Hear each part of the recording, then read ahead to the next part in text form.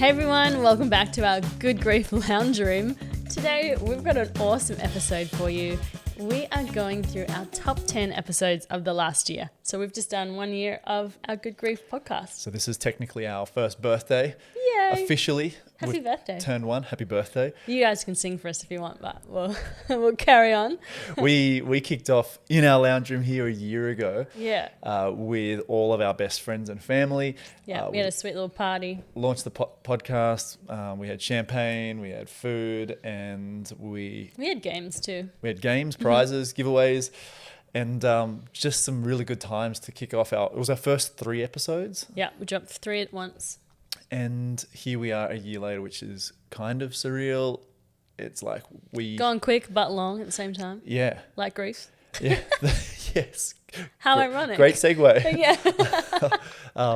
But yeah, an episode every week for the entire year. Pretty proud of you. Well done. Let's go. Give me some. And for you guys coming along on the journey, thank you. Yeah. We wouldn't be here without you. Tens of thousands of listens across the year. So many different guests from all over the world and different experiences. Yes. And so today we're going to reflect on our top 10 moments in the last year, our first year on the Good Grief podcast. So if you're here for the first time, you're in for a treat because you're going to get the highlights that you can go, oh, I'll go back to that episode and check that person out or that story. If you've been listening the whole time, these might just be like the perfect refresher where you're like, oh yeah, I missed that moment. Or maybe I want to go back and listen to that. Or I forgot about that. Yeah, it's going to be like a trailer for Good Grief. Totally. Yeah, all the best bits, but not giving away everything. Yeah. And I'm super pumped. We're going to do this. We've got top 10 moments. The first 7. Yeah, no particular order. But the last 3 we've gathered as what we feel are the top 3 moments in the year. So excited for those. No spoilers. Yeah. We had an awesome week too. It's been an amazing week. Yeah. On yesterday. Yesterday we had a workshop with Christine Wren in our Good Grief Club. Oh, it was so beautiful and so powerful. Yeah, she's been walking people through grief for the last 25 years, and yesterday was no different. It was passionate, it was loving, it was gentle, it was full of faith. And practical. Yeah, I mean, a couple of the women, just of their feedback already saying like the bridge activation helped them find out where they were in their grief, learning about the 10 different types of grief that Christine broke down. It was a special call. Yeah. And that's going straight into our masterclass resources in the club. Totally. And it's been crazy in our Good Grief Club. Like the women that have been joining us, like the countries already around the world. You listed them off to me. Can you go again? We've got obviously Australia, yes, the US, the UK. We've got New Zealand, the Philippines, Malaysia, Jordan, Dubai, Netherlands. Where else have we got? South Africa. Ireland. How many are we up to? I think that's 11. I think you said 11. Yeah. Cool. And that's awesome. That's what we know of. So women from all over the world. It's been really special. Yeah. So cool. So lots of celebrations. And 2 days ago yesterday was World International Podcast Day. So we launched on International Podcast Day. That's right, we did too. And so it's pretty special timing as well. So let's jump into things. Let's jump in. So we're going to do some flashbacks. We're going to start with Dr Gina Cleo, one of my good friends for about 15 years. And she has written The Habit Revolution. And she spoke on... Well, all things...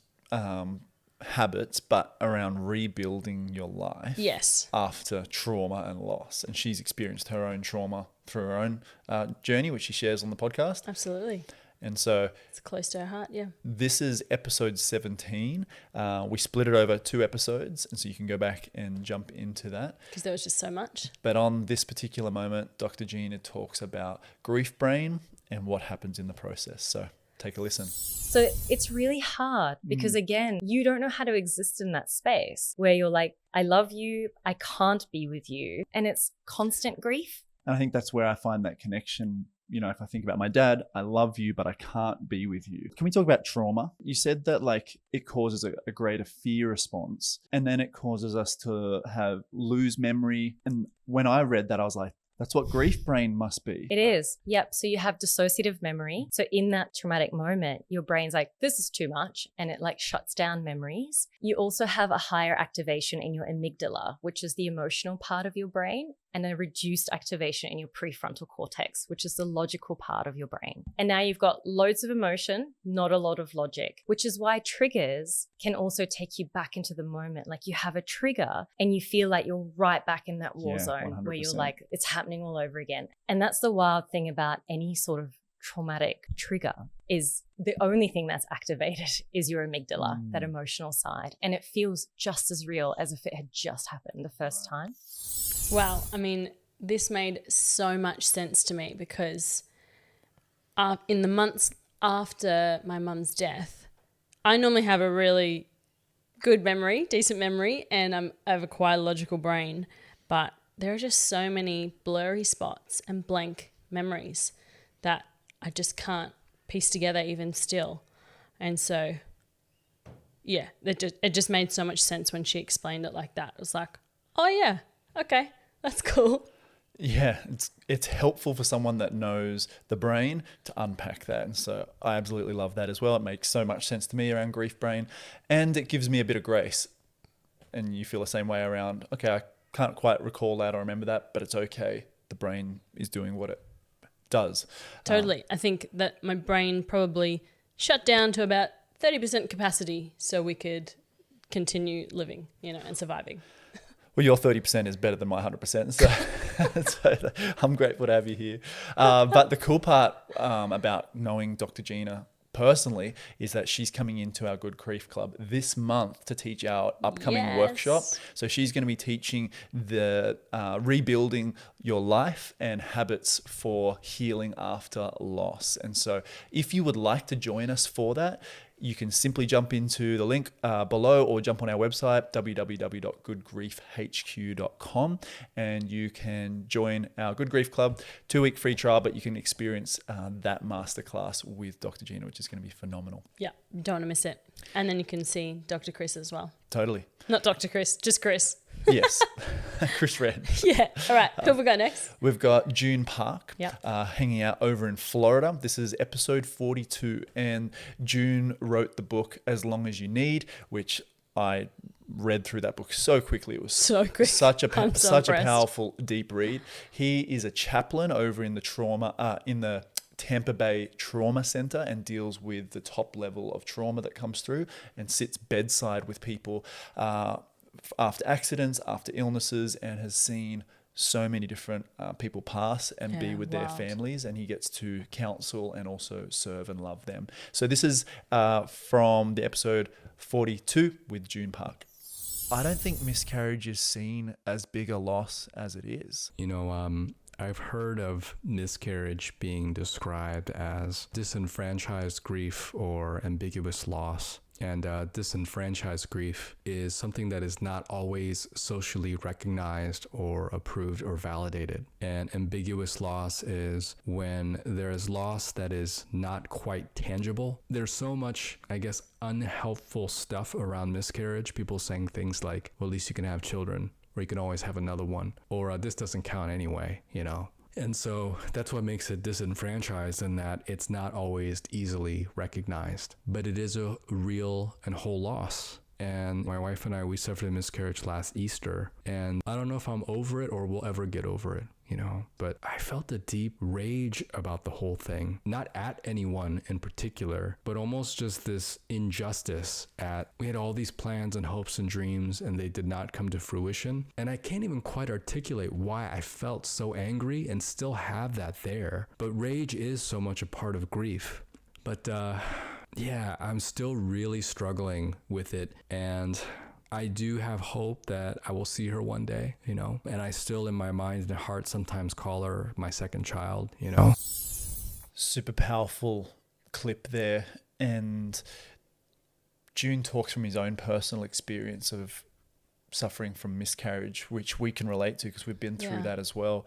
And aside from all of the other stories, that personal moment there where he really just reflects on deep rage and anger, I think is so honest, and something that we all feel at some point throughout grief. Yeah. And so highly relatable. I was very grateful for his just transparency and honesty on that, and powerful episode. Oh, it was a moving conversation. And on that topic, around miscarriage, because I think it's, as he's mentioned, it's really something that's not spoken about a whole lot. Our next moment is from Emily Curtis. This was episode 46. Emily wrote the book Hope in the Morning, which is a collection of stories of people who have all gone through loss and written about what's been helpful, what's been unhelpful in their grief through friends and family, but also through faith as well. And this particular clip is about miscarriage and their story, because she's actually been through a number of different miscarriages, but particularly around how they view those children. Yeah, so beautiful. I began bleeding heavily one day, and I just told my husband, I said, I know that I'm miscarrying. And I actually had someone make the comment to me, well, at least you didn't lose a real baby. And that is gut-wrenching, you know, because it's a real baby to you. And as a mom, the second you see those 2 pink lines, you're a mom, and you envision what your future will look like with that child. And so my husband and I felt very strongly that we wanted to name that child, and so we did. We named that child Hallel, and that means praise, and that is how we felt. We felt like, you know what, the Lord gives and the Lord takes away. And in God's grace, almost exactly a year from the time I miscarried, we gave birth to our 4th child, a little girl named Alea, and that her name means joyful. And she's just a little ray of sunshine to us. So special. I'm choking up. I choke up every time I watch that. Oh, Do you? my eyes are 100% My eyes are sweating. glistening. Yeah. I mean, we were in the same boat, had a miscarriage a year later, gave birth to Nazare, and we've talked about naming our child as well, which we haven't done yet. But No. But yeah, Emily, I love that, because that was an idea for us. We'd never discussed or thought about naming our child. And, you know, the way that they describe how they do that, it's also shows how much faith that they've placed in God to still do that and believe that their children are safe in his hands and that they have a name. I'd like Nazare to be able to name her older sibling as well. I think that would be really special. I think that'd be beautiful. Yeah. So we'll need to put some time in to think about that. So on that note, On the topic still of kids, before we continue to move forward, we had a baby. we did. If you can't tell from all the previous YouTubes of me getting bigger and bigger. Episode 31, we had It was a massive week. Yeah, she was born on the 16th, on the Tuesday. and then we lost a friend on the 17th. So the Yeah. day after she was born, our good friends, their brother passed away tragically. And so just a massive week of emotion, roller coaster of life and death, literally in the space of hours. But I'm proud of you. I'm proud of us, because, you know, we're releasing a podcast every week. And she was only 6 days old when we filmed this podcast, because we needed to put something out. And so I'm proud of us for still committing and getting on the couch, Yeah. not knowing what You we're doing as strapped her parents. in. So check this clip out. Yeah, if you're watching on YouTube and you see bags under our eyes, it's because there are bags under our eyes. We had to fire the hair and makeup team today. They were no good. Yeah, they couldn't fix these bags. No. Why would that be? Well, I'm feeling a lot heavier than usual. You're looking a bit heavier. Yeah. You find it hard to put on weight, but you're doing good. Yeah, I put on 3 kilos You put on 3 kilos this instantly morning. this morning. Wow. Yeah, I've got a little bubba strapped to my chest. Oh my gosh. She is just the sweetest thing. We had a baby, if you're wondering. If you've never been on the show before, we had a baby, which has been 10 months in the making, 10 months. as Yeah. most babies are. True. Wow. I'm proud of you, because she's only 6 days old. And here we are. Far out. Where did 6 days go? I know where they went. Where? Sleepless nights, countless nappy changes, All the parents going, yep, we know. a million we and know." one drink bottle refills, food reheats, washing. That's where 6 days went. That is where. But we'd love to introduce you to our daughter. This is Nazaré. This is Nazaré. So there you go. I feel like looking back at that, we had no idea what we were doing as parents. I mean, we still don't, but 6 days old. Yeah. And she's there just quiet as a little sweet thing. I know. Did you see I had to have a pillow under my legs to like support myself. I was meant to keep my legs closed and all that while healing. Yeah, and you stuff. probably still should have just been in bed. Just Yeah, legit. I think if our midwife had known that we did that, she would have raced over. So there we go. So Yeah. in the midst of podcasting and everything else, baby. Yeah. And she's been around. Right now she's asleep. Praise the Lord. She was born like 5 meters from this very spot. Yes. We had a beautiful home birth. It was amazing. Yeah. And we've just been so blessed to keep doing this while she came. And recently we had our first like interstate holiday with her, which we took her on a plane and everything. And there was a moment where the sun was setting. We were just lying on the bed, the three of us. We were wrestling her and cuddling her. And I just started crying, looking into her eyes. And I shared this Stop, you'll make me cry. on socials. I was just looking into her eyes, this little 5-month-old, so innocent, so precious. My heart was just broken for all of our Good Grief family that have lost children, that have suffered miscarriages, miscarriages, babies, adult children. And our heart breaks often for you, no matter what circumstance has come your way, no matter what loss has met you. And that's where Good Grief really birthed from. And so we just want to remind you again that we're here with you. You're not alone. You don't have to be isolated. You don't have to feel stuck or broken. We are on this journey with you every step of the way. So Yeah. And you don't have to cry alone because I will cry with you. totally. And I will cry as well. All right.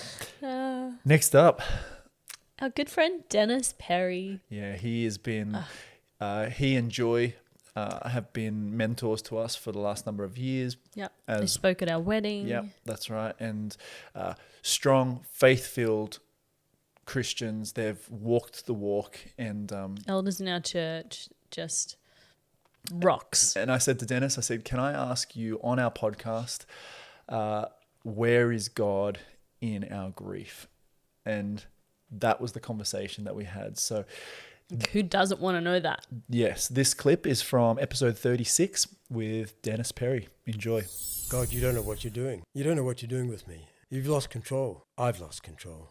I've lost my sense of order, and now I'm in chaos. And that chaos is grief. And so what do I do with that chaos? I listen to God's promises. I look back to God's continuity. These become the foundation of trust, that I can say you were trustworthy even though I didn't even hardly recognize you in the events of my life in the past. Therefore, I will say you are trustworthy now for me. And if you are trustworthy now and you are eternal, then you're going to be eternally trustworthy, because I could die in my next minute, but you're going to be trustworthy to take me through that door. What looks like the closing of a door for my loved ones will be an opening for me. Such joy. This is the progression of life. I was thinking about this moment just this morning and thinking about being in the surf and struggling to breathe, struggling to swim, caught in a riptide, for example. And often what happens, and we see this on Bondi Rescue, an Australian TV show about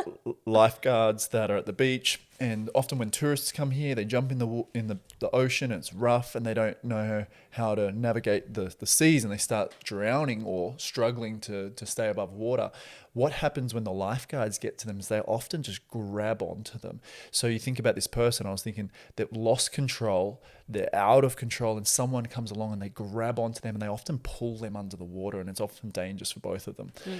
And I was thinking about Denis's comments there about, you're like, God, you've lost control. It's like, no, I've lost control. And when we lose control, who else should we cling to but the Lord?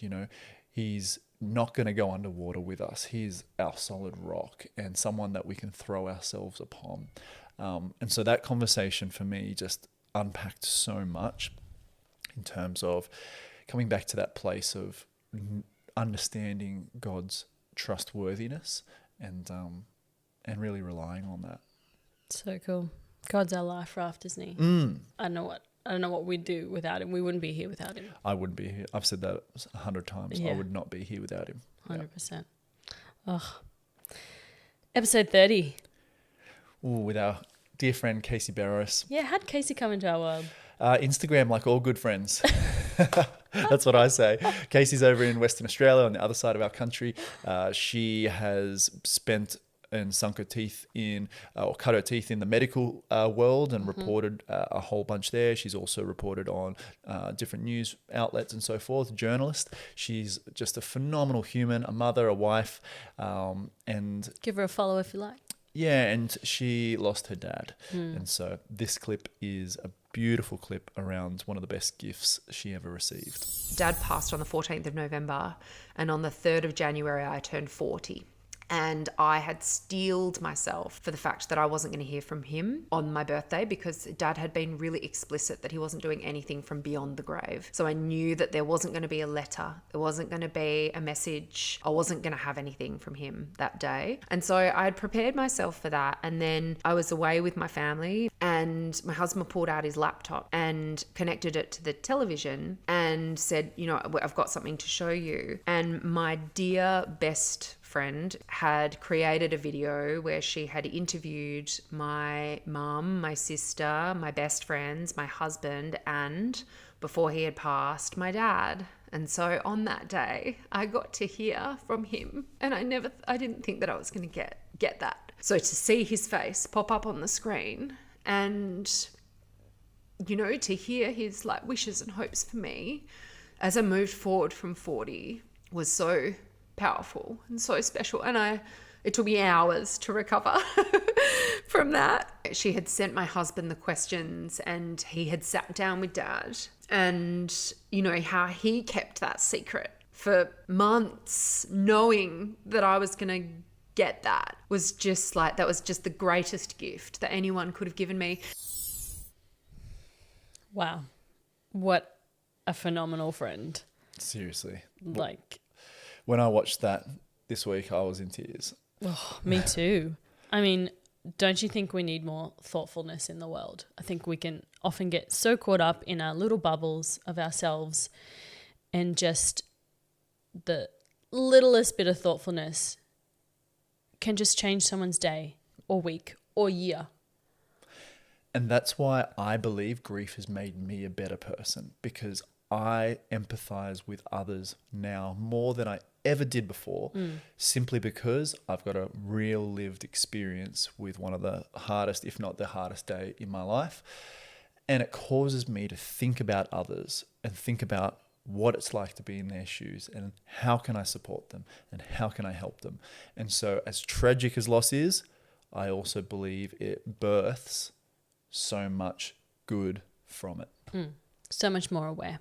So Casey, we love you. Thank you for being with us on what was it, episode 30. 30. And so cut that in half to episode 15. Nice. Let's jump back to Dave Schaeffer's episode, one of our good friends again from our church, a general, as we call them. What a solid guy, and funny. Yeah, I bumped into Dave. I'd known of Dave. I'd met him and his wife Tula, and then they went off to do a few things. I bumped back into him at church a couple of years later. Did a few things. Yeah, look, he just did a few things. Did the shopping. When I bumped into him again years later, his wife had passed, and I said, "I'm so sorry to hear of Tula's passing. You know, I got to meet her briefly, and she was a beautiful woman." And he said to me, and I'll never forget this. He said, Yeah. "Don't worry, Ryan." He goes, "I'm the happiest man you'll meet here today." And there was about 300 plus people in the room. And I was like, whoa, to be able to say that. Now, Tula was his second wife. He also lost his first wife as well. And in between that, his daughter. Far out. So he is a man who's walked the journey of loss so intimately. Yeah. And so we learned and are learning a lot from Dave, but he said, grieving people love to laugh too. Oh, And if a man who has been through that amount of loss can still stand up and appreciate laughter, then I think we should too. So I love it. Let's hear from Dave. Enjoy. Because grieving people live in a bitter world. And before that, they could live in a happy world where they laughed and joked. And so feeling a bit of happiness and laughing is kind of like a reminder of what I used to be like and what life could be like in the future. So she asked them all to bring jokes, but specifically about death. Death jokes. Well, how many jokes, like the Irish joke about my father died, he worked at the brewery, but he jumped into a vat of whiskey and 3 people jumped in to save him, but he bravely fought them off. And it goes on, when he was cremated, they tried to put the fire out, but it lasted for 3 weeks. Jokes about death. The Irish are terrific about joking about the difficult things. I can't get enough. I know. Dave's always good for a laugh. So good. So are the Irish. Do you know it took me ages to realise the second part of that joke as to why the fire didn't go out for weeks? It's because he was full of whiskey. He was just soaked in whiskey. Yeah, but he was living his. I was going to say he was living his best life. No, but he wasn't. No, too far. Can you just rein it in, please, Kaylee? Pull it back. But that was his wife, Tula, who passed, that actually invited people in their grief workshops to bring jokes about death. And he expands upon that by saying they would all be laughing one minute and crying the next. And he just said everyone felt better for it. And so, I feel better for it now. Do you? Doesn't laughter just ease tension in your body and in your soul? We need more of that as grieving people. And so if you want to check out, he's got a few more jokes on that episode, but also his story and very practical ways of processing your grief too. All right, we're on to our top 3 moments. We're there already. Our first year. Number 3, coming in from all the way from Kentucky in the US, Pastor Justin Walker. He pastors Salt and Light Baptist Church. Connected with Justin on Instagram. We became buddies pretty much brothers instantly. Yeah. And he's got a powerful story of walking through the loss of his wife and then parenting his, I think 5 kids, if my memory serves me right. 5 kids. Man, I don't know what I'd do without you with one baby. Right. So this clip is sharing the story of a beautiful dream that he had as his wife was still alive but on her deathbed. Check it out.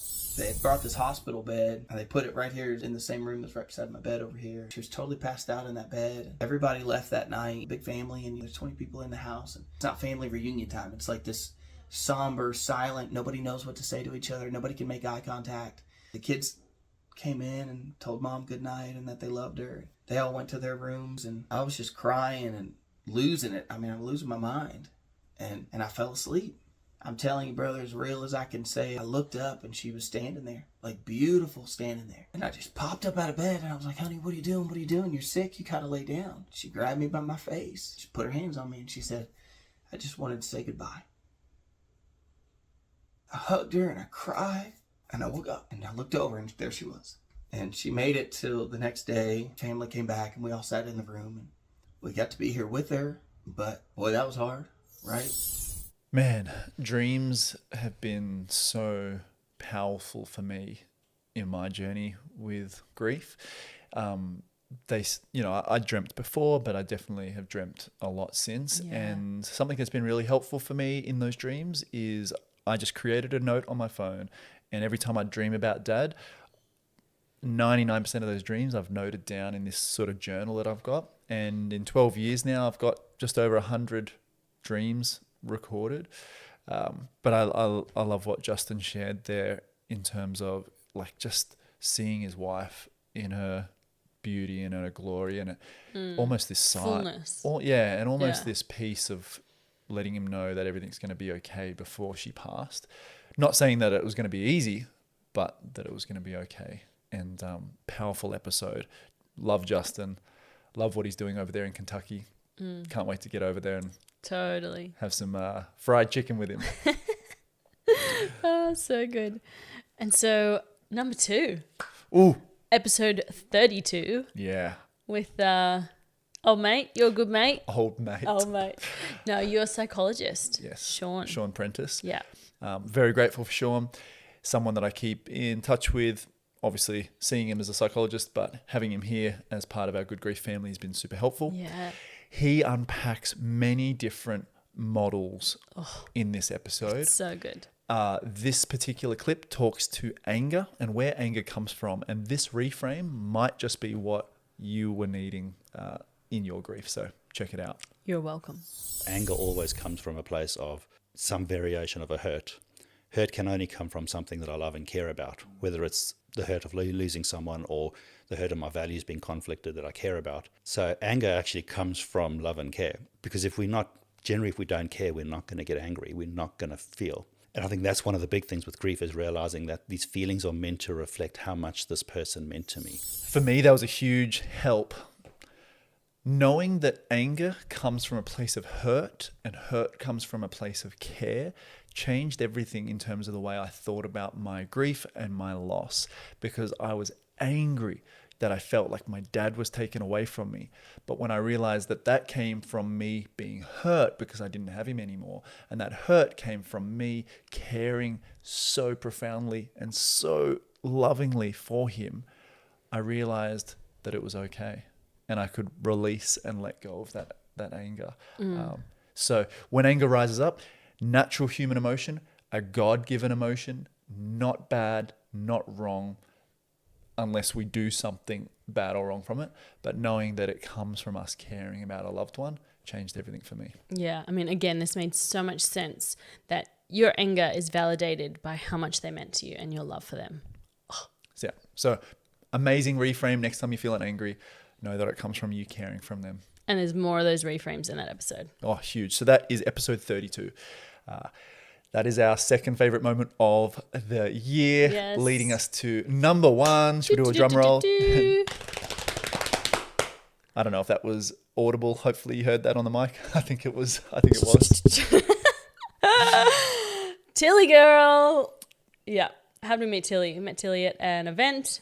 Yeah, it was for Men's Health from Movember. Yeah. She was just speaking about her dad and shared her story, and that just really touched us. And we're like, we got to meet this chick. We're making eye contact, and had a good chat after, and then invited her on the podcast and had this real as conversation. She's got 2 girls. Yep. Lost her dad. And she's doing incredible things. She is one of the best personal trainers in our country. Yes. She has got her own fitness app, but she's also started a run club for mums called We Are Mum Run. Yes, didn't run 6 months ago. And now she's running a marathon in New York coming up. So come on. We're inspired by Tilly, and I love her. And this clip is really powerful about raising her girls through grief. Yeah. It's episode 21. Here it is. Enjoy. This was last week, actually. Marlo came up to me, got out of the bath, was drying her off. She goes, "Mummy, your daddy died." I was like, "Yeah, he did. How?" I'm like, "He got really, really sick." And she goes, "What if you get sick and you die?" I'm like, "Oh, great."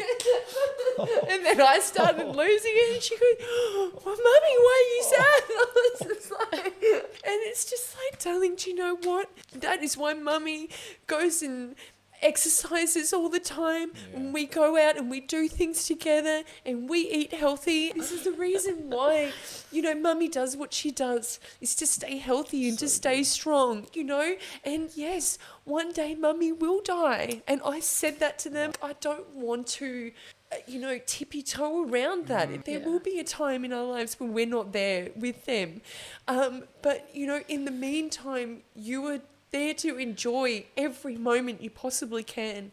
And, I'll talk about my dad all the time. I'll just be like, "Hey, Nora, if Granddad was here, he would be right next to you on the bike, or he'd be at gymnastics and he'd be cheering you on just like he did with me." And she goes, "Really?" I was like, "Yeah, he would be so proud of you." It's like, you don't know what to say, but I'm not going to not say the truth. So powerful. Man, raising kids through grief. There's so much in that episode just around that alone. I think it's big. Obviously, we're going to be on that journey in time. Love Tilly's honesty, and that she's like, "I'm not going to say the truth." Yeah. And I think that's powerful. Oh, straight out of the mouths of babes, hey? They just always just say it how it is. And we're going to have to face this conversation with Nazare. Like, soon, in a couple of years. And I just love, like you said, that she just tells the truth. And I'm not one to beat around the bush either or sugarcoat things. So I think, she deserves that from us. She deserves the truth. And I think how else better to do that? Totally. And I think also it's relatable because in all of our own grief that we can tell the truth to friends and family and tell them how it is for us in that moment. And that's going to help them better understand where we are in grieving or in mourning as well. So massive. These have been incredible. Yeah. What a flashback. 1 year. 10 of our favorite moments. All of those episodes are linked below. So good. So easy. Totally. And we would just ask that if you found this helpful, share it with somebody so that we can help more people through grief. Yeah, because please. just like we do, how hard and lonely it can be. But good grief exists, so you don't have to be. Yeah. So thanks for joining me again. Totally. Again, we've got Gina Cleo this month in the club if you want to come and join us for her workshop. It's going to be awesome. Habits for rebuilding your life. And you can jump on our website, which is below, goodgriefhq.com, to get access to that. Woo-hoo. And we look forward to seeing you on the next episode. Here's to the next year, sharing more stories, bringing more lessons and insights, and walking with you much more closely. Big love from both of us. Ciao. Bye for now.